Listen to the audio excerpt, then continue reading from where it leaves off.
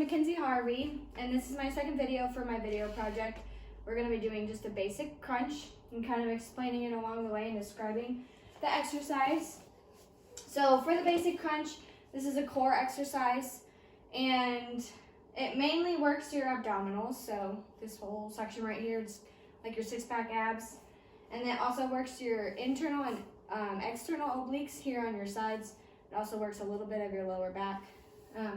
So what we're going to be doing is just kind of explaining the basic way to do a crunch and then what not to do and all that good stuff. So for the crunch, you will, do you care if I did you? Go ahead and move your arms. You will make sure that your ankles, your hips, and your knees are all kind of in line with each other.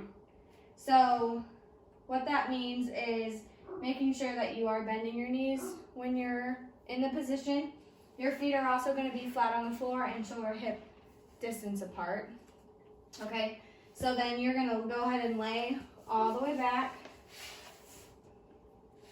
You will cross your arms across your chest like this. And so what you're going to do is you will contract your abs while coming up and forming the position. So this is your start position, okay? So what you're going to do is you're going to contract your abs up until the upper part of your body is off of the ground, keeping your lower part of the body on the ground. Once you hit this position, you're contracting your abs and you've hit your max distance, you go ahead and relax your body back down and your head on the ground. What you want to make sure you do not do when you're performing this exercise is straighten your head or your neck during it, because that can cause injury. Okay, so you want to make sure you're trying to relax your neck and your head while you're performing this and go from the abs and not from the upper portion of your body. Okay, so we're going to have him perform this again. So you slowly contract up and back down. Notice how he only comes enough off the ground for his upper back to come off the ground and then contracts back down. There you go. All right, go ahead and stop. So like I said, the rectus abdominis is the main portion of the muscle groups that we're working here, but as well as your sides too. So you want to make sure when you're contracting up, you're basically just thinking about this whole midsection, contracting the midsection and making sure that you are properly using all the muscle groups while you're doing this. Okay? While you're doing the exercise, you want to make sure your feet are still flat on the floor. You're not lifting up your toes or anything like that. So go ahead and do it again. There you go. We're going to have him perform 10 and then see if we need to make any adjustments from there.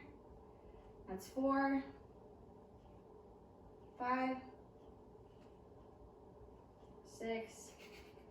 Notice how when you get further deep into the reps, keep going, it gets harder for you to come up as far as you were able to at once. That's 8, 9, last one, 10.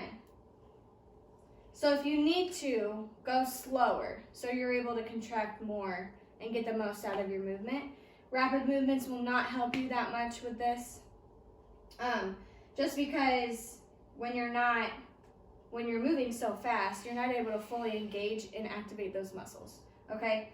So as far as the concentric, eccentric, and isometric phases during this exercise, the concentric phase, which is when your muscles are shortening, that is when you lift your body up and you're squeezing and activating, so you are shortening your muscles here, okay? Your eccentric phase is when you are relaxing and going back down. Your muscles are then lengthening out, okay? For the isometric phase, that is the phase that is in between the two phases, because isometric is basically like a hold position. Okay, so do your isometric phase or your concentric phase. So when you're here and you're paused, isometric, nothing's moving, your muscles are not shortening, they're not lengthening, they are stuck in the position that they are, okay? Go ahead and relax back down. And that is a basic way to do a crunch. There are different alternatives to a crunch that you can do.